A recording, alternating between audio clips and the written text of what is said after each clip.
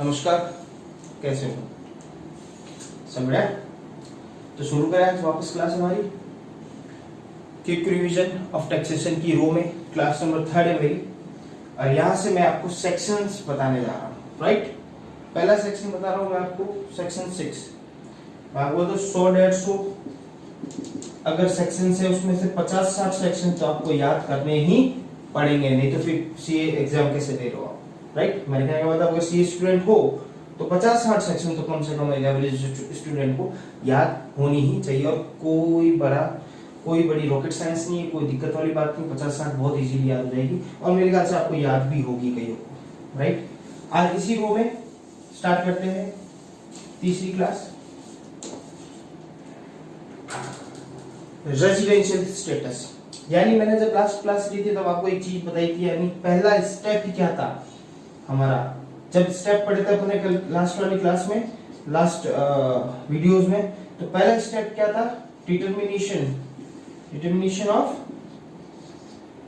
Of residential status of assessee. यानी हमें सबसे पहले असेसी का रेजिडेंशियल स्टेटस ही पता करना पड़ेगा। तो सर ये क्यों पता करना पड़ेगा, ऐसा क्यों? हम सब पर एक नियम भी लगा सकते हैं ना टैक्स का, तो उसमें स्टेटस पता करके हम क्या कर लेंगे। इसका भी एक रीजन है। जब ये जो रेजिडेंशियल स्टेटस आपका खत्म हो जाएगा, इसके बाद मैं आपको बताऊंगा कि कौन सी इनकम किस रेजिडेंशियल स्टेटस वाले के लिए टैक्सेबल होती है और किस प्रकार से टैक्सेबल होती है। राइट, हम स्टार्ट करते हैं रेजिडेंशियल स्टेटस, सेक्शन 6। इसका बेसिक, इसका मेन मोटिव आपको बता देता हूं, उसको फिर याद रखने का तरीका भी आपको मैं बता देता हूं। राइट, सबसे पहले इसको इजी फॉर्म में लेके चले। रेजिडेंशियल स्टेटस सेक्शन 6 में हमें क्या कहा गया है, हमारे नजरों में एक तो होते हैं इंडिविजुअल और एचयूएफ, एक होते हैं फर्म, एओपी, बीओआई और कंपनी। इन दोनों को अलग अलग कर दिया गया है। अगर इंडिविजुअल और एचयूएफ है तो उसके लिए रेजिडेंशियल स्टेटस सिर्फ दो प्रकार के होंगे। कौन से? रेजिडेंट है या वो नॉन रेजिडेंट है। और ये गई सिर्फ सेम चीज आप कहां देख रहे हो, फर्म, एओपी, बीओआई और कंपनीज के अंदर, कि उनके स्टेटस भी सेम होंगे, या तो रेजिडेंट यानी इंडियन रेजिडेंट। अगर मैं एक नॉर्मल लोकल लैंग्वेज में बात करूं तो या तो वो इंडियन है या नॉन इंडियन है। ठीक है, लोकल लैंग्वेज में समझाने के लिए बात कर रहा हूं मैं आपको। तो जब मैं फर्म, एओपी, बीओआई और कंपनी की बात करूं, या तो वो इंडियन कंपनी है या वो फॉरेन कंपनी है। टू ही बाइफरफिकेशन हो सकते हैं इसके, या तो वो रेजिडेंट है या नॉन रेजिडेंट है, बस इससे ज्यादा कुछ नहीं हो सकता। अच्छा सर, कैसे डिसाइड करेंगे कोई कंपनी, फर्म, एओपी और बीओआई रेजिडेंट है या रेजिडेंट? पढ़ेंगे, इसके जस्ट बाद वो भी पढ़ेंगे अपन। लेकिन अभी तक आपके लिए दिमाग में ये चीज रखनी है, अगर कंपनी है, फर्म है, एओपी, बीओआई है, तो वो तो या तो होगी रेजिडेंट या होगी नॉन रेजिडेंट। राइट, अब बात करते हैं वापस किसकी, इंडिविजुअल और एचयूएफ। एचयूएफ का मतलब समझते हो ना सर? ऐसे तो हमने पढ़ रखा है, लेकिन आप थोड़ा और इसको अच्छी तरह से पढ़ा दे हमें, तो हमारे लिए थोड़ा आसान हो जाएगा। जैसे कि एचयूएफ हो गया सर, ये एओपी, बीओआई हो गया, कंपनी हो गया, फर्म हो गया, इनकी डेफिनेशन भी अगर आप थोड़ा सा साथ में लेके चले तो हमारे लिए आसान होगा। बिल्कुल, मैं बीच में मैंने आपको तब भी बोला, रवि बोला, ये सिर्फ रो में क्लास चल रही है। एक क्लास चलेगी अपनी एक रो में। राइट, रो में कैसे चलेगी अपनी क्लास? रो में ऐसे चल रही है कि क्लास 1, 2, 3, 4, 5 ऐसे चलेगी क्लास। इसको हम क्या नाम देंगे? उसको हम बोलेंगे क्विक रिवीजन। जो बच्चे बेसिक कंसेप्ट, जो इनको चीजों का थोड़ा मालूम है और आप कंसेप्चुअल रिवीजन करना चाहते हैं सब चीजों का, इजी फॉर्मेट में कैसे याद रखा जाए, इसकी क्विक ट्रिक क्या है, याद रखने की छोटी छोटी ट्रिक्स क्या है, तो वो सारी चीजें हम इस रो में चलेंगे। इस क्लास में, मेरी 20-25 क्लासेस में मैं तुम्हारा पूरा डीटी खत्म कर दूंगा। राइट, तो ये रो में ही ये तीसरी क्लास है हमारी, और इसी रो में हम आगे चलेंगे। अब बीच में जैसे एओपी, बीओआई का मतलब आपको नहीं पता है, या कंपनी का मतलब पता है लेकिन इतना अच्छे से समझ में नहीं आया सर, और अच्छे से समझा सकते हो, एचयूएफ का मतलब और अच्छे से समझा सकते हो, तो मैं इसी रो के बीच में कंसेप्चुअल वीडियोस डालता रहूंगा। जैसे कंसेप्चुअल वीडियो कैसे, एचयूएफ, बीओआई और एओपी का एक वीडियो डालूंगा। राइट, इस वीडियो के अंदर वो 10 से 15 मिनट का वीडियो होगा। इस वीडियो के अंदर इसका पूरा निचोड़ निकालेंगे हम कि क्या होता है एचयूएफ, क्या होता है एओपी और क्या होता है बीओआई। ऐसी सब चीजें बीच में लेते हुए चलेंगे। पर्सन की डेफिनेशन है तो पर्सन की डेफिनेशन भी हम इसके अंदर बीच में वीडियोस जो अलग अलग वीडियोस आएंगे बीच में कंसेप्चुअल, उसके अंदर लेके चलेंगे। हम यहाँ पे इसका समय खराब नहीं करेंगे, इसमें हम सिर्फ और सिर्फ क्विक रिवीजन के ऊपर बेस रख के हमारी स्टडी को आगे बढ़ाएंगे। समझ में आया? तो आपको डरने की आवश्यकता नहीं है, सारी चीजें लूंगा मैं, सब चीजें कवर कराऊंगा, लेकिन अभी मेरा टारगेट एक ही है, क्या? आपका रिवीजन कराना, बहुत अच्छे से रिवीजन कराना, ताकि जो आपको डर है डीटी के अंदर, टैक्सेशन के अंदर जो डर है, जो आपको लगता है कि हमने पढ़ तो रखा है लेकिन सर याद नहीं रह पाती, तो याद रखने के तरीके भी मैं आपको बताता जाऊंगा। राइट, स्टार्ट करते हैं रेजिडेंशियल स्टेटस। इंडिविजुअल, आपने समझ गया, फर्म, एओपी, बीओआई, कंपनी, सिर्फ दो प्रकार के स्टेटस हो सकते हैं उनके, या तो रेजिडेंट हो गया, नॉन रेजिडेंट। कैसे डिसाइड करेंगे? आगे बढ़ेंगे। वैसे इंडिविजुअल और एचयूएफ के अंदर क्या हो सकती है सर? इसके अंदर या तो वही आपने बात बोली थी, या तो रेजिडेंट हो सकती है या नॉन रेजिडेंट। बिल्कुल सही बात है, या तो रेजिडेंट हो सकती है, इंडियन बोल सकते हैं अपन इनको, या क्या बोल सकते हैं? नॉन रेजिडेंट, यानी नॉन इंडियन बोल सकते हैं। राइट, दो चीजें ही होगी, इसके अलावा नहीं होगी। तो सर हमें तो ऑर्डिनरी और पढ़ा रखा है, आगे बात करते हैं। इंडिविजुअल और एचयूएफ हमेशा दिमाग में याद रखने का तरीका बता रहा हूँ, कंफ्यूज होने की जरूरत नहीं है, याद होने का तरीका बता रहा हूँ, रटने की आवश्यकता नहीं है, कॉमन सेंस से सोचो। अगर कोई बंदा इंडिविजुअल और एचयूएफ है तो या तो वो रेजिडेंट हो सकता है या नॉन रेजिडेंट। अगर रेजिडेंट है तो उसमें हम ये देखेंगे क्या वो प्योर है, क्या वो प्योर है या क्या है? डालडा है। सॉरी ये क्या है? डालडा। अरे घी नहीं आता, नकली घी, नकली घी, या तो वो प्योर घी है या नकली घी है।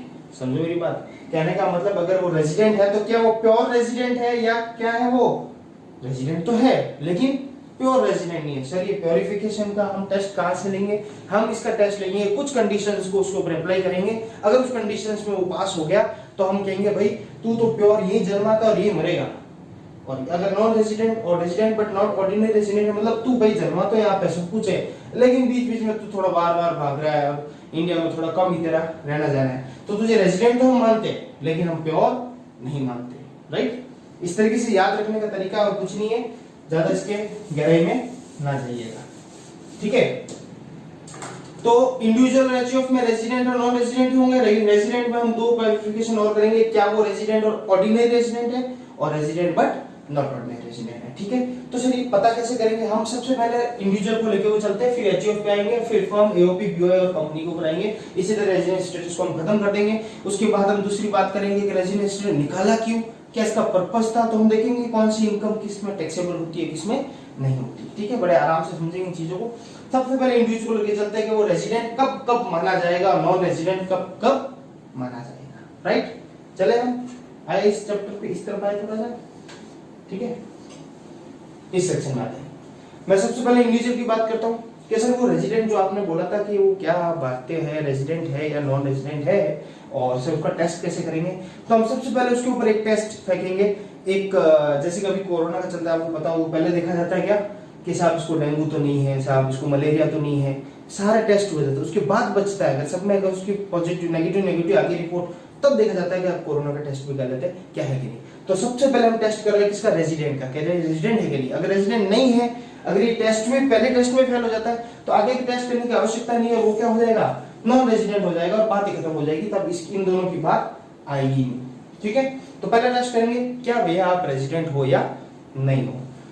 तो उस टेस्ट के लिए क्या लिखा हुआ है? लॉ में क्या लिखा हुआ है, एक्ट में क्या लिखा हुआ है? इफ ही सेटिस्फाइड, यानी कोई SSC, if SSC satisfied anyone, ध्यान रखना एनीवन की बात कर रहा हूं यहाँ पर, तो ध्यान रखने वाली पूरे चैप्टर में हवा बनाने की कोई आवश्यकता नहीं। इस चैप्टर में ध्यान रखने वाली दो तीन बातें ये, उसी को ध्यान रखिए। एक तो ये कंसेप्ट दोनों बेसिक कंसेप्ट ध्यान रखिए, दूसरी बात कि if any one of following condition satisfy, अगर इनमें से कोई भी एक कंडीशन सेटिस्फाई हो जाती है तो वो आदमी बंदा क्या बन जाता है? वो बन जाता है, क्या बन जाता है? वो बन जाता है रेजिडेंट बन जाता है। क्या बन जाता है? रेजिडेंट बन जाता है। सिंपल सी बात है, इस कंडीशन से दो कंडीशन दे रखी है, इस कंडीशंस में से किसी एक कंडीशन को अगर उसने सेटिस्फाई कर दिया तो वो बंदा क्या बन जाएगा? रेजिडेंट इंडिविजुअल बन जाएगा। सिर्फ बात किसकी कर रहा हूं मैं? इंडिविजुअल की बात कर रहा हूं। राइट, क्या है वो कंडीशन? दोनों कंडीशन पढ़ लेते हैं। Number 1, he has been in India during the previous year, वो इंडिया के अंदर होना चाहिए प्रीवियस ईयर के अंदर। राइट, प्रीवियस ईयर की बात कर रहा हूं, उससे पुरानी बातें नहीं कर रहा हूं, बोल रहा हूं पिछले साल प्रीवियस ईयर में वो इंडिया में होना चाहिए कितने दिन? For a total period of 1 182 days और मोर। यानी पहली कंडीशन हमारी ये बोलती है कि भैया अगर रेजिडेंट बनना है आपको तो पिछले साल प्रीवियस ईयर 182 डेज और मोर यानी 182 दिन या उससे ज्यादा आप इंडिया में होने चाहिए। साल में दिन कितने होते हैं सर? 365। कोई सर 66 मानता, कोई अपन 65 ही मानेंगे जो कॉमन लोग मानते होंगे। इस 365 में से 182 मिनिमम, इससे ज्यादा भी रह सकता है, 182 डेज तक इंडिया में होना चाहिए प्रीवियस ईयर में, तो हम मानेंगे आपको क्या रेजिडेंट। एक कंडीशन ये है, और ये पहली कंडीशन अगर फुलफिल होगी तो क्या मान लिया जाएगा? वो क्या मान लिया जाएगा? रेजिडेंट। क्या मान लिया जाएगा? रेजिडेंट। देखो मेन कंडीशन तो यही है, ये है इंपॉर्टेंट कंडीशन।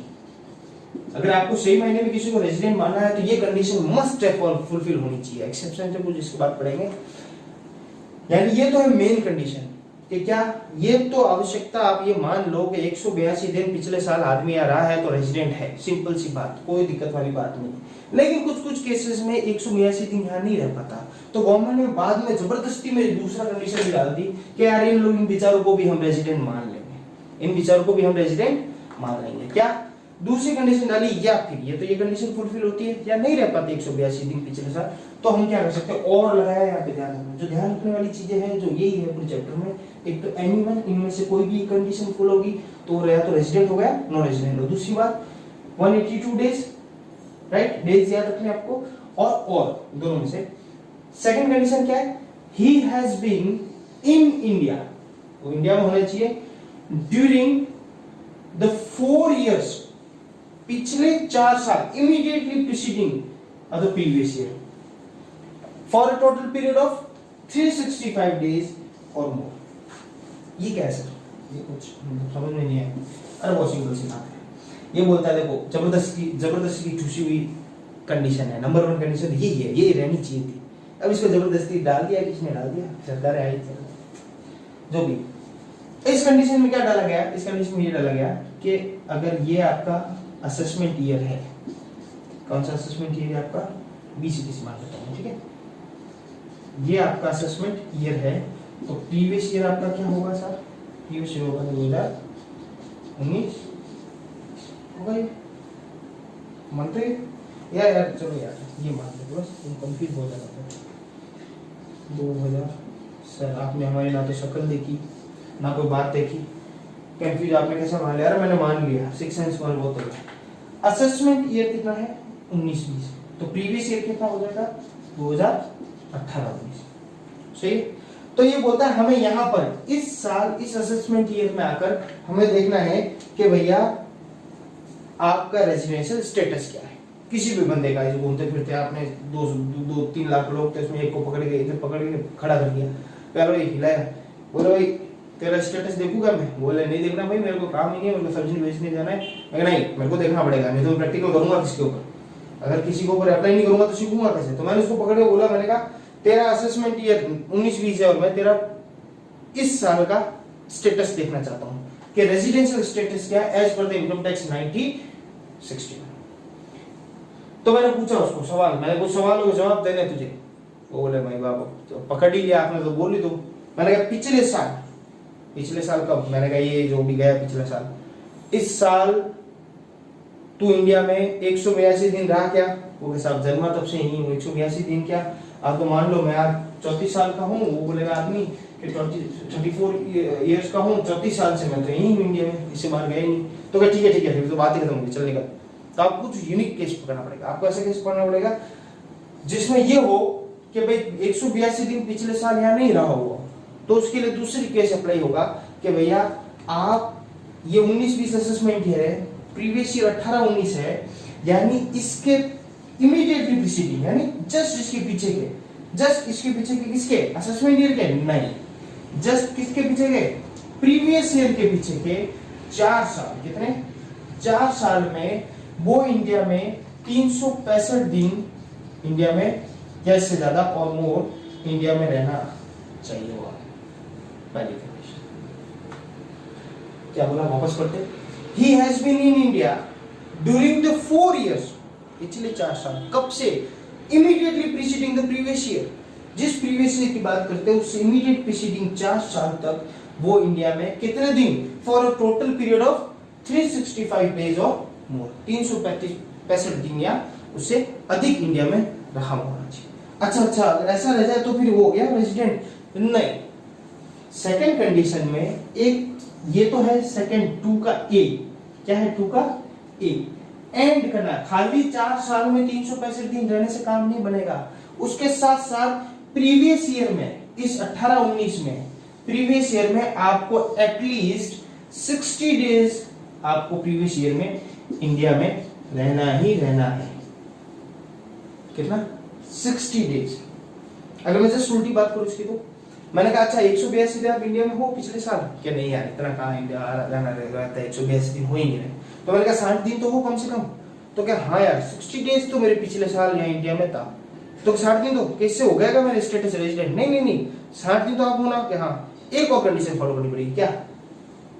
आपको प्रीवियस ईयर के पिछले 4 साल में 365 दिन इंडिया में और रहना पड़ेगा या रहे हुए होंगे, तो आपका स्टेटस क्या हो जाएगा? रेजिडेंट हो जाएगा। समझे बात मेरी? यहाँ पर कुछ समझ में आया? कुछ गले से उतरा नहीं उतरा? चलो इसको जो मेरा फॉर्मेट है एक बार वापस समझा देता हूँ, फिर मैं कैसे याद रखता हूँ वो बता देता हूँ। यानी सिंपल सी वापस स्टार्ट करते हैं। इंडिविजुअल है जो रेजिडेंट कब होता है, क्वेश्चन मार्क कब होता है? वो होता है जब किसी कोई भी एक कंडीशन, इन दोनों में से 2 कंडीशन ही है, इन दोनों में से कोई भी एक कंडीशन फुलफिल कर ले तो वो क्या हो जाएगा? रेजिडेंट ऑफ इंडिया हो जाएगा। नंबर 1 कंडीशन क्या है? पिछले साल प्रीवियस ईयर में वो 182 डेज इंडिया में रहना चाहिए, कम से कम 182 डेज तो होने चाहिए। अगर वो रह गया तो हम उसको क्या मान लेंगे? रेजिडेंट मान लेंगे। अगर नहीं रह पाता इतने दिन तो दूसरी कंडीशन फॉलो कर सकता है वो, एनी वन, दोनों में से कोई भी दूसरी कंडीशन फॉलो कर सकता है कि पिछले साल 60 दिन तो रहना ही रहना है, प्लस उस प्रीवियस ईयर के 4 साल इमीडिएटली प्रीसीडिंग ऑफ 4 इयर्स वो 365 दिन भी इंडिया में रहना चाहिए है।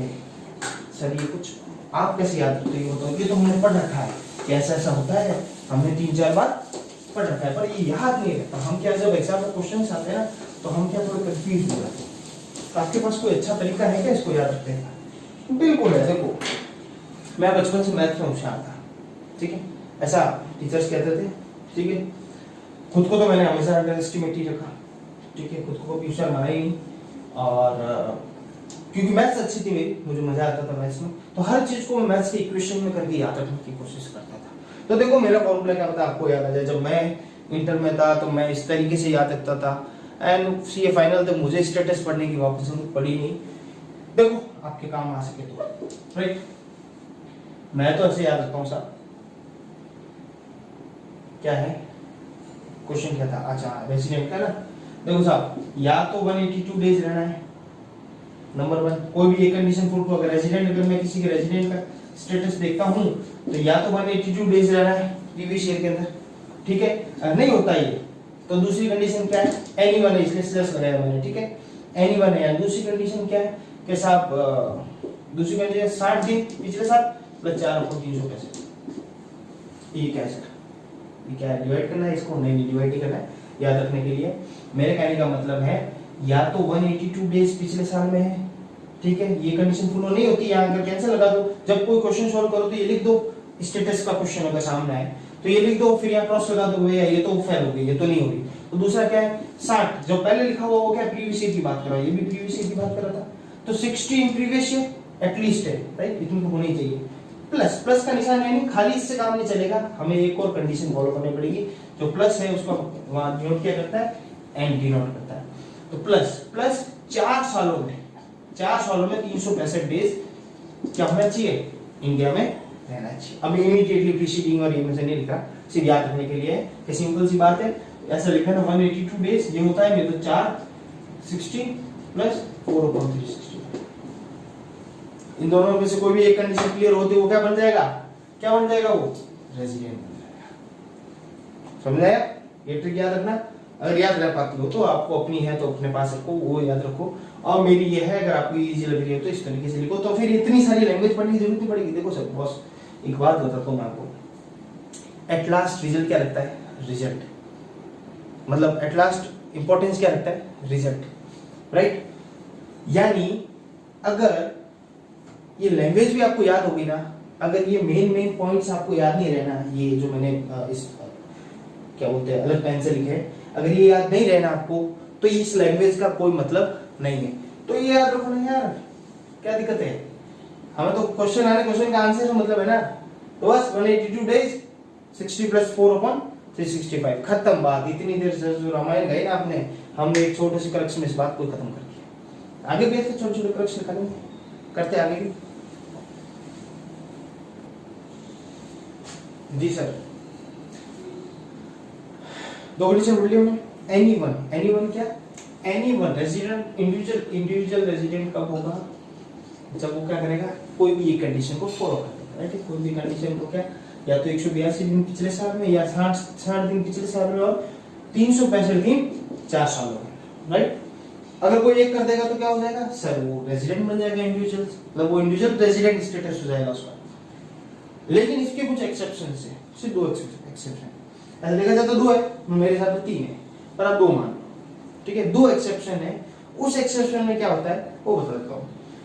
तो 2 एक्सेप्शन क्या है। नंबर 1, अगर कोई, बोलिए बात तो सही है, लेकिन इन बातों का ख्याल रखना है खास करके आपको, कि अगर कोई इंडियन सिटीजन है, कौन है, इंडियन सिटीजन, अगर वो इंडियन सिटीजन है और वो इंडिया छोड़ता है, who leaves India during the relevant previous year, Indian citizen है और हु लीव्स इंडिया, वो इंडिया छोड़ता है during relevant previous year, relevant previous year अपना कौन सा है, 18-19 एग्जाम्पल के लिए। तो जो Indian citizen who leaves India during the relevant previous year के अंदर क्या करता है, इंडिया को छोड़ता है। नेक्स्ट बात क्या बोलता है, क्या क्यों छोड़ता है, कारण क्या उसका, as a member of crew of Indian ship, जो इंडियन शिप है उसके क्रू का मेंबर बनकर, यानी जो इंडियन शिप्स होती है उसमें क्रू के मेंबर्स जो होते हैं वो इंडिया के होते हैं, राइट। मतलब मोस्टली इंडिया के कहीं के भी हो सकते हैं, लेकिन इंडियन शिप्स के जो क्रू मेंबर होते हैं वो क्या करते हैं, जो शिप बाहर जाती है कोई माल पहुंचाने, ट्रांसपोर्टेशन या किसी काम से, तब वो इंडिया छोड़ देते हैं, इंडिया की जो सरजमी है वो छोड़ देते हैं। और जब वो छोड़कर वापस आते हैं तो उनको कई टाइम लग जाता है, 6 महीने लग जाते हैं कईयों को टूर में, 3 महीने जाने के, 3 महीने आने के, फिर 1-1 महीने वही बैठे रहते हैं, क्योंकि उनके पास वापस जो माल लोडिंग होता है उसमें टाइम लगता है, खाली शिप या आधी शिप तो ला नहीं सकते, राइट, तो पूरी भर के आनी चाहिए। तो इसलिए क्या करते हैं, वो ग्रुप के मेंबर वहीं बैठे रहते हैं 1-1 महीना, फिर जब वापस आते हैं, टूर जाता है और वापस आता है, उसमें 6 से 7 महीने आराम से लग जाते हैं, कहीं ज्यादा भी लगते हैं, कहीं कम भी लगते हैं, राइट। तो कहना है एक्सेप्शन है कि अगर इंडियन सिटीजन है जो इंडिया छोड़ता है, भारत छोड़ता है रेलेवेंट प्रीवियस ईयर के अंदर, as a member of crew of the Indian ship, या फिर for the purpose of employment outside, या फिर किस लिए, बाहर किसी एम्प्लॉयमेंट के लिए छोड़ता है इंडिया, उस रेलेवेंट प्रीवियस ईयर के अंदर बाहर जाता है, किसी कामकाज के लिए, एम्प्लॉयमेंट के लिए जाता है, या फिर कंडीशन नंबर 1 ये इस तरीके के लोग हो, अगर दिस टाइप और कोई सिटीजन हो, असेसी हो, अपना असेसी अगर इस तरीके का हो, असेसी अपना, राइट, असेसी इस तरीके का हो जो इंडिया को छोड़ता है, किसके लिए, as a member of crew of Indian ship, या फिर फॉर द एम्प्लॉयमेंट आउटसाइड, या फिर हमारा असेसी ये हो कि इंडियन सिटीजन हो, या फिर अ person of Indian origin.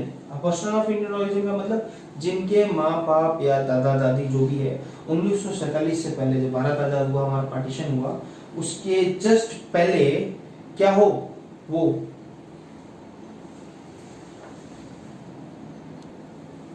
Ji Indian citizen जो भारत छोड़ रहा है during the relevant previous year as a member of crew or employed outside, इस तरीके का असेसी हो, या फिर ऐसा इंडियन सिटीजन, या as a person of Indian origin. Person of Indian origin की बात कर रहा था मैं। पर्सन ऑफ इंडियन ओरिजिन कौन, जिसके माँ बाप पेरेंट्स हो या ग्रैंड पेरेंट्स हो, ठीक है, वो जब भारत डिवाइड नहीं हुआ था, अनडिवाइडेड इंडिया था, अनडिवाइडेड इंडिया के अंदर सारे आ गया, इससे सारे कौन से आ गए, पाकिस्तान आ गया, बांग्लादेश आ गया, आपका ये क्या बोलते हैं इसको, कौन है, तो 3 ही माने अपन तो, बाकी ऐसा तो अफगानिस्तान और वो भी है, लेकिन आप मोस्टली अनडिवाइडेड इंडिया में पाकिस्तान हो गया, बांग्लादेश हो गया। ये जब डिवाइड होने थे, यानी पाकिस्तान अपने पास से जाना था, तब अगर वो ग्रैंडफादर और उनके जो पेरेंट्स है वो इंडिया के है और बंटवारा हो गया, अलग हो गया, फिर वो जाके कहीं बाहर बस गए, तो वो तो फॉरेनर वहां के लोग वहां पर रह रहे, लेकिन उनका ओरिजिन क्या हुआ, इंडियन है। ओरिजिन क्या है, इंडियन है। जैसे कि ले लो कटरीना कैफ ले लो, ठीक है, और भी जो भी है, ठीक है, बहुत सारे लोग हैं जो बाहर रहते हैं और इंडियनों को और वो ओरिजिन तो उनका इंडियन है, लेकिन वो बाहर ही पले बड़े और बड़े भी वहीं हुए और वहीं सब कुछ किया, वापस इंडिया में आ रहे। तो ओरिजिन उनका क्या है, इंडियन है। तो ऐसे लोग जो इंडियन सिटीजन है या फिर उनका ओरिजिन इंडियन ओरिजिन है, वो लोग किसी बाहर फॉरेन में बिजनेस कर रहे हैं, या तो एम्प्लॉयमेंट के लिए बाहर बैठे आउटसाइड इंडिया, यानी engaged outside India in an employment और बिजनेस और प्रोफेशन, यानी बाहर बैठे हैं वो, या तो एम्प्लॉयमेंट के हिसाब से बाहर बैठे हैं, या कोई बिजनेस कर रहा है वहां, उनका बिजनेस चल रहा है, या प्रोफेशनल सर्विसेज दे रहा है। Who comes on a visit, वो क्या करते हैं, बस वो इंडिया आते हैं विजिट पर in India in a relevant previous year, अगर पिछले साल प्रीवियस ईयर में इंडिया में विजिट पर आते हैं, अगर वो सिर्फ बाहर ही है, सब कुछ बाहर ही, उनका बिजनेस भी बाहर है, प्रोफेशन भी बाहर है, एम्प्लॉयमेंट भी बाहर है, इंडियन ओरिजिन के है, इंडियन सिटीजन है, इंडिया सिर्फ विजिट पे आते हैं, मे बी बिजनेस पर्पज से विजिट पर हो या कोई फैमिली पर्पज से विजिट पर हो, और इंडिया विजिट पर आते हैं, तो इस तरीके के एसएससी प्लस ये एसएससी और ये दो एसएससी जो इंडियन क्रू के मेंबर हो शिप के, या बाहर इंडिया के आदमी इंडियन सिटीजन में बाहर एम्प्लॉयमेंट किया गया, या इंडियन सिटीजन इंडियन ओरिजिन का जो बाहर ही रहता है, बाहर बिजनेस करता है, प्लस इंडिया से विजिट पर आता है, उन दो लोगों के लिए ये वाला रूल एप्लीकेबल नहीं होगा, यानी ये वाली कंडीशन उनके लिए खुली नहीं है, ये कंडीशन उनके लिए क्या कर दी हमने, ब्लॉक कर दी, इसलिए इसको बोलते हैं एक्सेप्शन। ध्यान रखना, ऐसे तो रूल ये है कि इन दोनों में से कोई भी एक क्लियर हो जाए तो रेजिडेंट माना जाएगा, लेकिन ये इस तरीके के अगर लोग हैं तो उनके लिए ये कंडीशन ब्लॉक हो गई, यानी इन लोगों को अगर रेजिडेंट कहलाना है इंडिया के अंदर, इनकम टैक्स के अंदर इनको रेजिडेंट करवाना है, तो उनको एक ही कंडीशन फॉलो करनी पड़ेगी, वो क्या है, 182 days in a previous year India में रहना पड़ेगा। ध्यान रखना, ये भी एक्सेप्शन, राइट, ये भी एक्सेप्शन ध्यान रखना। ऐसा क्यों किया गया, नहीं तो बेटे ये तो क्या करते हैं, 60 दिन प्रीवियस ईयर 60 दिन तो आ ही जाते हैं इंडिया में, और 4 सालों में 365 दिन में आराम से हो जाते, विजिट पर आते हैं, हो ही जाते 4 सालों में 365 दिन, क्या बड़ी बात है, क्यों नहीं हो सकता। लेकिन इन लोगों के लिए बोलते हैं तुम ऐसा नहीं करोगे, तुम्हें अगर रेजिडेंट करवाना है तो अपन को तुम्हें 182 दिन इंडिया में रहना ही पड़ेगा। बाकी नॉर्मल लोगों के लिए, इनके अलावा जो लोग हैं उनके लिए दोनों रूल है, इन दोनों में से कोई भी एक फॉलो करेगा वो रेजिडेंट कहलाएगा। समझ में आई कोई बात, यहाँ तक कोई दिक्कत कोई परेशानी अगर आ जाए तो कमेंट बॉक्स में जरूर लिखेगा कि सर इस पॉइंट समय हमें दिक्कत आई, और मैं कम से कम 6-7 लेक्चर और कंप्लीट करके एक लाइव क्लास रखूंगा जिसमें आप क्वेश्चन से पूछ सकते हो ऑन योर डिमांड ओनली। ठीक है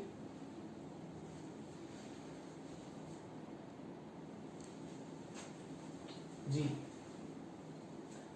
अभी तक क्या बात समझ में आई तुम्हें कि भाई इंडिविजुअल है,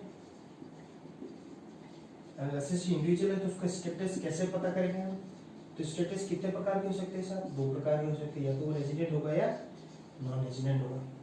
सर वो रेजिडेंट कैसे होगा, साहब 2 कंडीशन है, एनी वन कंडीशन, कोई भी इन दोनों में से एक कंडीशन फॉलो कर ली आपने तो क्या हो जाएगा, वो रेजिडेंट कहलाएगा, राइट। 2 कंडीशन क्या क्या, नंबर 1 पिछले साल 182 डेज, या फिर पिछले साल 60 दिन प्लस 4.365, यानी 4 सालों में 365 दिन इंडिया में होना चाहिए, राइट। फिर कि सर चलो इन दोनों में से कोई एक हो गई, ये हो गई, अब वो रेजिडेंट कहलाते हैं। अब तो साहब उसके बाद रेजिडेंट के बाद 2 बातें और आएगी आपके सामने, क्या 2 बातें आएगी, क्या वो रेजिडेंट एंड ऑर्डिनरी रेजिडेंट है, या फिर क्या वो resident but not ordinary resident है, and non ordinary resident, right. तो सर ये कैसे पता करेंगे, सबसे पहले तो वो रेजिडेंट होना चाहिए, यानी पहले वाली कंडीशन जो मैंने पढ़ी अभी, वो तो उन दोनों में से कोई भी एक कंडीशन फॉलो होगी तो वो रेजिडेंट कहलाएगा, नंबर 1। यानी पहले ये तो क्लियर होना ही चाहिए कि वो रेजिडेंट, अगर वो उसी समय नॉन रेजिडेंट हो गया तो इनकी बातें आएगी नहीं। जब दूसरा पहले ही टेस्ट, मलेरिया का टेस्ट ही अगर वो पॉजिटिव आ गया आपका, तो आपको कोरोना का टेस्ट कराने की जरूरत क्या है, समझे मेरी बात। आप मलेरिया आया, आप कंफर्म हो गया तो फिर कोरोना कराने की जरूरत नहीं। लेकिन अगर यहाँ पे मलेरिया का टेस्ट क्या हुआ, आपका क्या आ गया, अगर ये पॉजिटिव आ गया तो आप यहाँ पर तय हो गया फिर मलेरिया, अगर मलेरिया नेगेटिव आ गई तो हमें नेक्स्ट स्टेप पे जाना पड़ेगा कि हाँ अब हमें कोरोना का टेस्ट करना पड़ेगा, ताकि पता चले कि कोरोना है या नहीं है, राइट। समझ मेरी बात। तो उस टेस्ट के लिए सर उसके लिए क्या कंडीशन है, तो उसके लिए भी कंडीशन है, वो कंडीशन फुलफिल होगी तो रेजिडेंट तो तय, उसमें तो कोई शक नहीं, रेजिडेंट तो तय। अब ऑर्डिनरी रेजिडेंट है या नॉन ऑर्डिनरी है, इसका पता हम अभी कर लेते हैं, एक टेस्ट और लगा लेते हैं, उससे पता चल जाएगा प्योर है या नल्ड है। ठीक है, नंबर पढ़ेगा जरा। An individual is said to be a resident and ordinary resident, हम इस पॉजिटिव लैंग्वेज की बात करें, नेगेटिव लैंग्वेज की बात नहीं करें, मतलब हम वो बोलेंगे कि इंडिविजुअल को हम रेजिडेंट और ऑर्डिनरी रेजिडेंट तब कहेंगे जब वो if he satisfy both the following condition. यानी मैं कहता हूं मैं उसको प्योर तब बोलूंगा जब वो नीचे दी गई दोनों कंडीशन को फुलफिल कर देगा, तो मैं कह दूंगा भाई रेजिडेंट भी और प्योर रेजिडेंट है, यानी ऑर्डिनरी रेजिडेंट इंडिया का ही बंदा है। ठीक है, तो सर ये नई वाले के लिए क्या कंडीशन है? अरे भैया अगर वो हो गया इसमें तो है, नहीं हुआ तो नॉन रेजिडेंट है।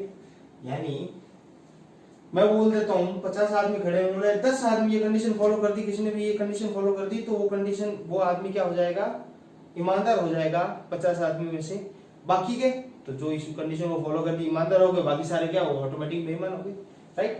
तो ये कंडीशन है। तो अगर ऑर्डिनरी रेजिडेंट हमें पता करना है, रेजिडेंट तो है ही है, ऑर्डिनरी है कि नहीं, तो ये दोनों कंडीशन है, अगर दोनों उसने फुलफिल कर दी तो वो रेजिडेंट तो था ही, अब ऑर्डिनरी रेजिडेंट भी हो जाएगा। दोनों कंडीशन क्या है सर? यही तो मार खा जाते हैं, ये तो चीजें हमें याद नहीं रह पाती एग्जाम के टाइम। पहले वो याद रखो फिर ये याद रखो। आप बोलते हो इजी बनाएंगे, कैसे बनाएंगे? अरे बनाएंगे भैया, टाइम तो दो। नंबर 1 क्या बहुत कंडीशन क्या है, थोड़ा सा टेक्निकल लैंग्वेज में बोलते हैं, ही इज अ रेजिडेंट। भाई टेक्निकल दो कंडीशन क्या है? पहली कंडीशन क्या है? वो रेजिडेंट होना चाहिए, he is a resident at least sir he is a resident, resident है सर तभी तो यहाँ पर आए हम ऑर्डिनरी रेजिडेंट की बात करने। अरे उस सेंस में नहीं बोल रहा, यहाँ कंडीशन ये है कि he is a resident at least any 2 out of the last 10 years preceding the relevant previous year। समझे? अभी समझाते हैं। 18-19 से प्रीवियस ईयर, असेसमेंट ईयर 19-20। ये बोलता है पहली कंडीशन ये है कि इस प्रीवियस रेलेवेंट प्रीवियस ईयर के पिछले जस्ट पिछले 10 सालों में से 2 साल वो क्या होना चाहिए? वो होना चाहिए रेजिडेंट होना चाहिए। क्या होना चाहिए? रेजिडेंट होना चाहिए। सर पिछले 10 सालों में से 2 साल रेजिडेंट होना चाहिए, मतलब रेजिडेंट कैसे? रेजिडेंट मतलब इन दो कंडीशन को फुलफिल होना चाहिए। इन दोनों में से कोई भी एक कंडीशन फुलफिल होना चाहिए, 10 में से कोई भी 2 साल की कंडीशन ऐसी होनी चाहिए। यानी जिस रेजिडेंस वाले स्टेटस में अब आया है तब अपन उसमें देख रहे हैं कि ऑर्डिनरी है कि नहीं, वैसा का वैसा स्टेटस उसका पिछले 10 में से 2 साल तक वो क्या होना चाहिए? रेजिडेंट होना चाहिए। यानी पिछले 10 साल में से कोई भी 2 साल में वो 182 दिन से ज्यादा इंडिया में रुका हुआ होना चाहिए, या फिर 60 + 400, 4 साल में 365 दिन और लास्ट प्रीवियस ईयर में 7 दिन। समझे? तो बोलता है he is a resident at least 2 out of the last 10 preceding the relevant, relevant के जस्ट पीछे वाले 10 सालों में से 2 साल क्या होना चाहिए? वो रेजिडेंट होना चाहिए। एंड ये तो हो गई होगा, उसके साथ प्लस एंड प्लस क्या होना चाहिए?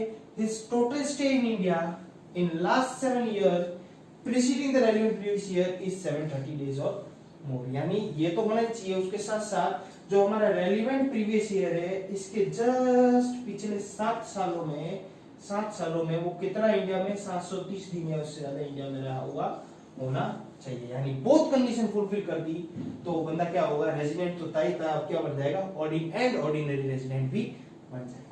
अगर सिर्फ दोनों में से सिर्फ एक ही कंडीशन फुलफिल करता है, ये वाली और ये वाली नहीं कर पाता, या फिर ये करता है ये वाली नहीं कर पाता, तो वो क्या बन जाएगा? रेजिडेंट तो है ही है, उसमें तो कोई शक ही नहीं है, क्योंकि वो तो कंडीशन फुलफिल करके आया है, टेस्ट पूरा करके आया है, राइट? तो वो क्या बन जाएगा? Ordinary but resident but not ordinary resident. समझे मेरी बात? यानी इन दोनों में से दोनों कंडीशन फुलफिल की तभी वो रेजिडेंट और ऑर्डिनरी रेजिडेंट बनेगा। अगर दोनों में से एक भी मिस कर गई तो क्या बन जाएगा? नॉन। यानी प्योर बनने के लिए आपको बहुत मेहनत करनी पड़ती है। दोनों कंडीशन कई टेस्ट से, सीता जी को रामायण में आपको पता है ना कितने टेस्ट पार करने पड़े थे, तब उनको बोला कि अरे यार हाँ ये तो देवी है, सीता है, प्योर है, ये है वो है ना?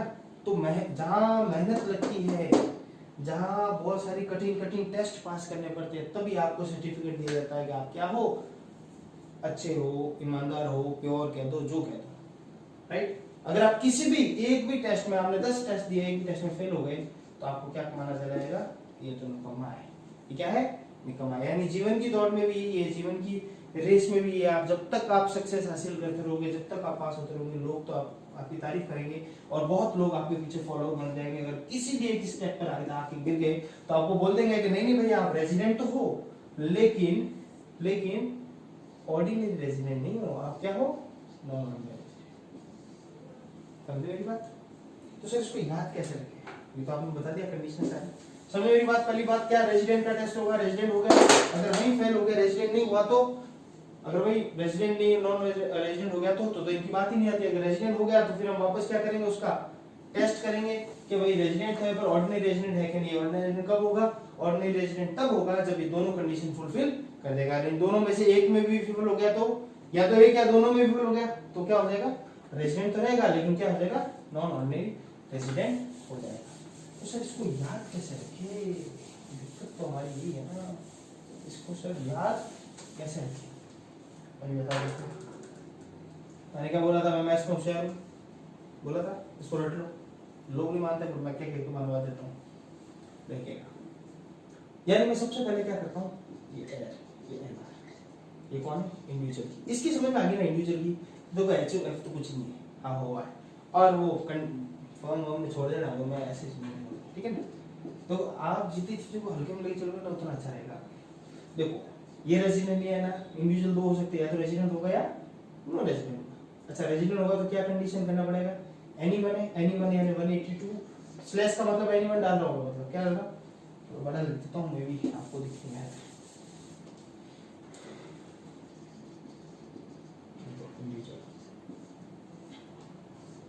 या तो रेजिडेंट होगा या नॉन रेजिडेंट। रेजिडेंट होगा तो 182 स्लैश मतलब और, ठीक है, 60 प्लस 4/3 65, कोई भी एक क्लियर हो गया। तो फिर वापस क्या कंडीशन बनेगी, दो क्या बनेगी, दो क्या बनेगी, ऑर्डिनरी रेजिडेंट है या नॉन ऑर्डिनरी रेजिडेंट है, राइट। अच्छा ऑर्डिनरी रेजिडेंट है नॉन ऑर्डिनरी रेजिडेंट के लिए क्या बात करेंगे अपन, यहाँ लिख देता हूँ, वापस यहाँ लिख दूंगा ना, क्या बात करेंगे कि बोथ कंडीशन फुलफिल होनी चाहिए। बोथ कंडीशन क्या, बोथ क्या थी, नंबर 1 2 आउट ऑफ 10 क्या होना चाहिए, रेजिडेंट प्लस 7 आउट ऑफ 7 यानी 10 सालों में से 2 साल क्या होना चाहिए, रेजिडेंट होना चाहिए, और 7 सालों में 730 दिन क्या होना चाहिए, इंडिया में होना चाहिए। अगर तीनों में से एक भी कंडीशन प्लस लिखा है मैंने, यानी बोथ होनी जरूरी है, अगर एक भी नहीं हुई तो ऑटोमेटिक क्या बन जाएगा, एनओआर। यानी वापस लिख देता हूं यहां पर मैं, कैसे याद रखा हमने, 182/60 प्लस 4/3 65, और दूसरी कंडीशन क्या है, ये तो होनी चाहिए, इसके साथ साथ दूसरी कंडीशन क्या है, अगर रेजिडेंट और ऑर्डिनरी रेजिडेंट बना है, दूसरी कंडीशन क्या है कि पिछले 10 सालों में से 2 साल क्या होना चाहिए, रेजिडेंट। अगर आपको याद नहीं हो तो आर भी लिख सकते हो या रेजिडेंट, खुद को याद करने के लिए, बाकी याद हो जाएगा, नंबर याद होने चाहिए, बाकी चीजें तो याद ही है आपको, तो भी लिख देना 10 में से 2 साल क्या होना चाहिए, रेजिडेंट होना चाहिए, प्लस यहाँ पे क्या निशान लगा रहा हूँ, प्लस यहाँ पे क्या लगाया था हमने, स्लैश। यहाँ पे दूसरी कंडीशन क्या है, दूसरी कंडीशन यह है कि पिछले 7 सालों में, जैसे 4 सालों में 365 थे, 7 सालों में 730 दिन से ज्यादा होनी चाहिए। अगर ये भी हो गई क्लियर, ऑब्लिक दोनों में से कोई एक हो गई, और प्लस ये भी हो गई, ये दोनों हो गई, तो क्या हो जाओगे आप, रेजिडेंट तो हो जाओगे, एंड क्या हो जाओगे, ऑर्डिनरी। अगर ये हो गई और इन दोनों में से कोई एक ही हुई नहीं हुई तो रेजिडेंट तो हुई और एनओ आर हो जाओगे। अरे यही फेल हो गए तो आप क्या हो जाओगे, इतनी सी चीज, बात खत्म, सिंपल सा सॉल्यूशन। तो सर ये स्टेटस निकाला क्यों हमने, इसकी जरूरत कहाँ पड़ेगी, वो बताऊंगा मैं जस्ट नेक्स्ट वीडियो, उसके बाद बनाऊंगा जो है उसमें ये बताऊंगा, आज के लिए इतने वीडियो बनाऊंगा मैं, इसके बाद ये बताऊंगा कि इसकी स्टेटस की जरूरत कहाँ पड़ी, और उसके बाद हम पढ़ेंगे सेक्शन 9 कि डीम्ड इनकम क्या होती है। इंपॉर्टेंट चीज है जो मैं लेके चलूंगा, ये चैप्टर 2 है आपका, जिसको स्टार्ट कर दिया मैंने, और मेरे ख्याल से एक वीडियो और नेक्स्ट वीडियो में चैप्टर 2 भी खत्म कर दूंगा, राइट। उसके बाद हम 3 चैप्टर जोड़ देंगे, राइट। इसमें कोई भी तकलीफ हो, किसी भी प्रकार की कोई भी प्रॉब्लम्स हो, कमेंट कीजिएगा, और लाइक और सब्सक्राइब तो आपको करना ही, और ज्यादा से ज्यादा इसको शेयर कीजिएगा, ताकि देखो जितने ज्यादा हमारे लिए कॉन्फिडेंस होगा, जितना ज्यादा हमें प्यार मिलेगा आप लोगों से, मैं और भी ज्यादा मेहनत करूंगा, और दिन में जहाँ एक वीडियो निकालता हूँ मैं 3-3 4-4 वीडियो निकालता हूँ, ठीक है। Thank you very much.